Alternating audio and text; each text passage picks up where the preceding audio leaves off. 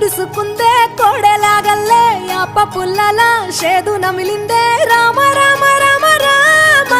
తలకు పోసుకుందే నా నేల తల్లే అలికి పూసుకుందే ముగ్గు సుక్కల్లే సద్ది మూటల్లే సగబెట్టుకుందే బాయి గిర్కనా పల్లె